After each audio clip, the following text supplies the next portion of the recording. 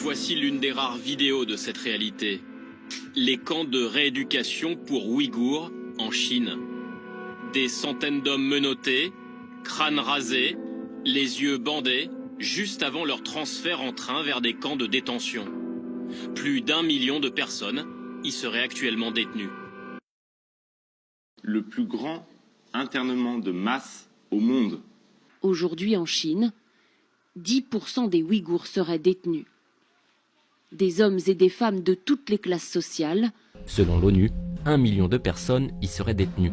Selon les derniers chiffres, 1,8 million au minimum de Ouïghours qui sont enfermés, non pas pour ce qu'ils ont fait, mais pour ce qu'ils sont. La pièce faisait 20 mètres carrés environ et il n'y avait pas de fenêtre. À l'intérieur, il y avait une quarantaine de femmes et la moitié d'entre elles étaient debout. Les autres étaient allongées au sol les unes contre les autres. On portait toutes de très lourdes chaînes aux pieds. Dans les cellules, Gulbar décrit des conditions de vie insupportables. Manque d'hygiène, d'eau et de nourriture. À l'intérieur, on découvre des dortoirs qui ressemblent à des cellules de prison. Les témoins y évoquent des tortures et des méthodes de lavage de cerveau. Elle est aussi soumise à des sessions de lavage de cerveau. Elle doit prêter allégeance au Parti communiste chinois. Et si on chantait pas, on n'avait pas de nourriture et ils nous punissaient.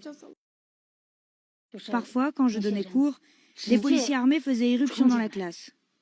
Ils étaient 2 ou 3 et sortaient de force des détenus. Ces personnes-là, je ne les ai plus jamais revues. Parfois aussi, le soir, au moment du dîner, on entendait des gens appeler au secours. Ces voix, ce sont les voix les plus misérables que j'ai jamais entendues. Les détenus sont censés être rééduqués. Ils sont en fait torturés et maltraités. Les détenus devaient aussi recevoir des piqûres. Il ne s'agissait pas de piqûres pour les soigner, vous voyez. Ces piqûres, c'était comme de la torture. Elles étaient faites pour prendre le contrôle de leur mental. Ils nous piquaient ici ou là, une fois par semaine.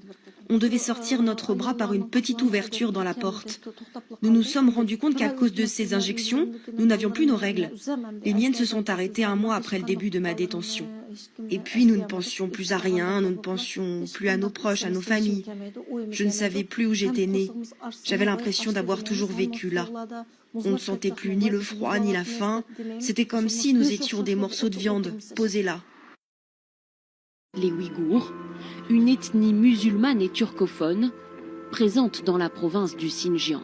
Et on leur demande de renoncer à ce qu'ils sont, c'est-à-dire à leur religion, à leur identité, à leur langue, et alors peut-être pourront-ils survivre. Et tu sais pourquoi ton père est là-bas? Je ne sais pas trop. Dès que je me souviens d'un nom, je l'écris. Alia, enfermée car elle a voyagé en Turquie. Anissam, elle, c'était parce qu'elle avait une photo d'une fille en train de prier dans son téléphone. Marfret, arrêtée parce qu'elle portait un foulard. Confiscated the passports of most Uyghurs, and some parts of the region have forbidden parents from giving their newborns Muslim names. En pleine rue, nous sommes empêchés de filmer. Un barrage de police nous empêche d'aller plus loin. Les 11 millions de Ouïghours qui peuplent le Xinjiang vivent désormais dans une immense prison à ciel ouvert.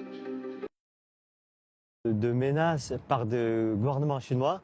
En France ? En France, voilà. Les policiers chinois qui demandaient d'envoyer des informations personnelles aux Ouïghours de France à eux. Après, des fois, ils demandent de l'espionnage entre eux. Qui est terroriste en Chine? C'est les Ouïghours qui sont dans des camps ou c'est ceux qui les mettent dans des camps? Parce que c'est quoi le terrorisme? Le terrorisme, c'est par des actions d'extrême violence, terroriser l'ensemble d'une population. Eh bien, aujourd'hui, la politique du gouvernement chinois au Xinjiang, elle est terroriste. الذين أخرجوا من ديارهم بغير حق إلا أن يقولوا ربنا الله